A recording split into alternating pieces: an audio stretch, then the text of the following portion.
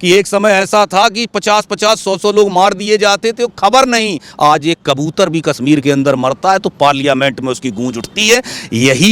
यही चीज मोदी जी ने पनपाई है कश्मीर के अंदर। पत्थरबाजों को मासूम बोलते थे, भटके हुए नौजवान बोलते थे, अब कहाँ चली गई, कहाँ चले गई? भटके हुए नौजवान भी सब लाइन पे आ गए, पत्थरबाजी भी सारी बंद हो गई, और कश्मीर में लाल चौक पे जहाँ नदियां बहती रहती थी वहाँ तिरंगा रहता है। ये मोदी ने परिवर्तन लाया है। वहाँ देश बहुत मजबूत हाथों में है और इसको इन्हीं हाथों में बने रहने दीजिए, अगर आप लोग लंबे समय तक चलना चाहते हो तो। इन लोगों से उम्मीद क्या की जाएगी? जब ताज होटल पे हमला किया था तो शिवराज पाटिल कांग्रेस के गृह मंत्री थे, उसकी जितनी मीटिंग एक दिन में होती थी, एक दिन में उसने 7 सूट चेंज किए थे, केवल कि मीटिंग में जाएंगे तो 7 सूट बदले थे।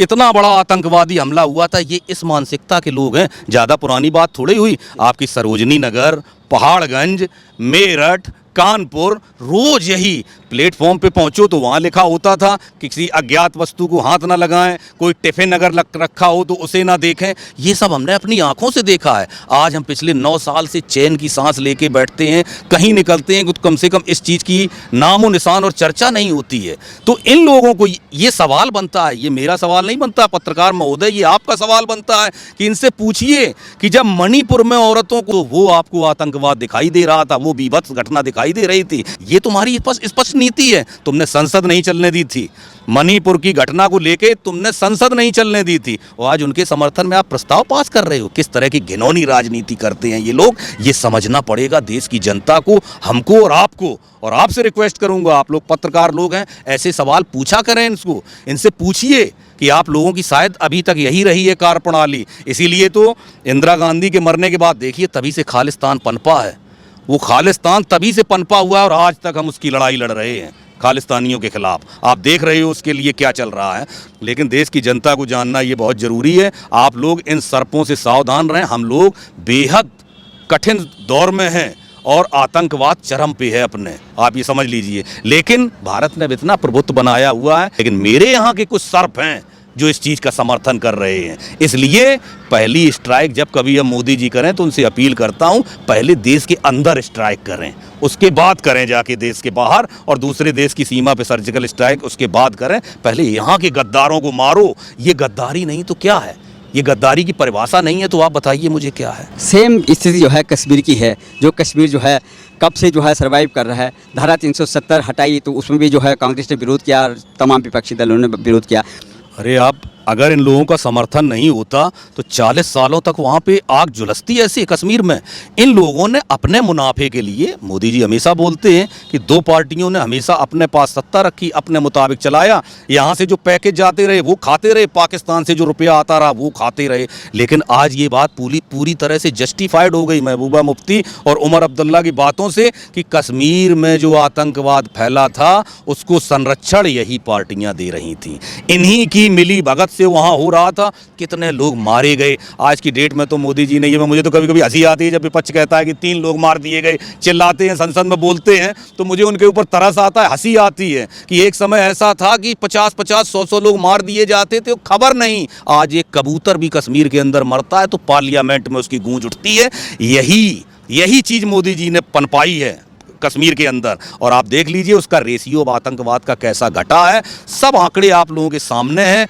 कोई इनके राज में कितना कश्मीरी पंडित था, कोई नहीं बचा था, सब भाग गए, सब निकल गए। कितने हमारे साथ काम किए हुए लोग, कितने यहाँ दिल्ली में हैं, कितने यहाँ नोएडा में बसे हुए हैं, उनका धीरे धीरे पुनर्वास किया जा रहा है। लेकिन ये कश्मीरियों को समझना पड़ेगा। ये अभी भी देखो इनके बयानों से ये जाहिर हो रहा है, और पहले भी जब सरकार नहीं थी तब भी यही कहते थे। पत्थरबाजों को मासूम बोलते थे, भटके हुए नौजवान बोलते थे, अब कहाँ चली गई, कहाँ चले गई? भटके हुए नौजवान भी सब लाइन पे आ गए, पत्थरबाजी भी सारी बंद हो गई, और कश्मीर में लाल चौक पे जहाँ नदियाँ बहती रहती थी वहाँ तिरंगा रहता है, नहाया रहता है तिरंगे की रोशनी में लाल चौक। ये मोदी ने परिवर्तन लाया है वहाँ, लेकिन ये मोदी ने कर दिया। ये करना बहुत आसान है मोदी के लिए, लेकिन देश के अंदर जो ये लोग हैं, अगर ये सक्रिय हो गए तो कोई भी काम सफल नहीं होगा। इसीलिए देश की जनता जाने, अपने अगल बगल विपक्षियों को पहचाने, वो क्या चाहते हैं। कभी जातिवाद, आप सोच रहे मोदी को हमने हर चीज़ में तो देख लिया है, चोरी का इल्ज़ाम लगा दिया, चौकीदार चोर है, अंबानी के एजेंट हैं, फलाना है, सब करके 3 4 5 चुनाव लड़ चुके हैं और हार चुके हैं। अब इन्हें फिर वही फार्मूला याद आ रहा है, जातिवाद वाला। अब जातिवाद के ऊपर सिर्फ चल रहे हैं किसी तरह, क्योंकि मोदी ने एकत्र कर दिया, हिंदुओं को इकट्ठा कर दिया। ये कहते हैं हिंदुओं को बांटो, हिंदू बट जाएगा, तो मुस्लिम लोग तो अपने समर्थन में हैं ही, और कुछ अगर जो ये लोग और आ जाएंगे तो अपनी सरकार बनी रहेगी, लूटते रहेंगे, खाते रहेंगे, देश को बेचते रहेंगे, और क्या करेंगे। असदुद्दीन ओवैसी को क्या कहेंगे, जो बैरिस्टर कहलाते हैं, तहजीब की बात करते हैं, वो भी विरोध कर रहे थे। असदुद्दीन ओवैसी तो वो कोई इन लोगों से अलग थोड़ा ही है, वो भी तो मुस्लिम तुष्टीकरण ही करता है। उसने भी जब इनका इंडिया अलायंस था तो उसने भी यही कहा था, उसने अंदर से खुद वहाँ पे शामिल होने की भी बात की थी, आपको नहीं जानकारी होगी, लेकिन इसने कहा था। लेकिन लोगों ने, जो इंडी के संगठन है अंदर के, उन्होंने कहा इनको लेने से पूरी तरह बीजेपी के पक्ष में हिंदू वोट इकट्ठा हो जाएगा, इसलिए इसको नहीं लेना है। और इन लोगों का क्या मतलब, रही बात इनके साथ जो ओवैसी के साथ जो मुस्लिम लोग हैं हमारे, हम उनकी बुराई नहीं करेंगे, उनकी सोच है, एक ना एक दिन खुलेगी, उन्हें इस चीज़ से मतलब नहीं है मुसलमानों को। मेरी जहाँ तक बात हुई है, 10 में से 9 मुसलमानों को इस चीज़ से मतलब नहीं है कि मोदी जी चाहते हैं मुसलमानों को अच्छी शिक्षा मिले, मोदी जी चाहते हैं कि मुसलमानों को उज्ज्वला का सिलेंडर मिला है, दिया है, उन्हें इससे कोई मतलब नहीं। मुसलमानों को शौचालय दिए हैं, मुसलमानों को घर बनाने को दिए हैं, या जो रोड बनाई है वो हिंदुओं के लिए भी है, मुसलमानों के लिए भी है। ये 10 में से 9 मुसलमानों को समझ में नहीं आता है। उनका आज भी वही फार्मूला, उसका कारण है विपक्ष की लामबंदी। वो इस तरह से कंफ्यूज करता है और बोलता रहता है इस तरह से, तो उनका ये मकसद बन गया है कि बीजेपी उम्मीदवार को, उन्हें किसी दल से, राजनीति से कोई मतलब नहीं है, जो बीजेपी उम्मीदवार को हरा रहा है हमें उस उम्मीदवार को समर्थन देना है। विपक्ष का वो कोई भी हो, सपा का हो, बसपा का हो, कांग्रेस का हो, केसीआर का हो, ममता बनर्जी का हो, जो बीजेपी के प्रत्याशी को हरा रहा हो हमें उसे जिताना है। मुसलमान किसी दल में नहीं है, आज भी नहीं है, और अभी तक हमें उम्मीद लग भी नहीं रही ऐसी होगी। लेकिन मैं चाहता हूं कि सद्बुद्धि आए, हमारे मुस्लिम भाइयों को सद्बुद्धि आए।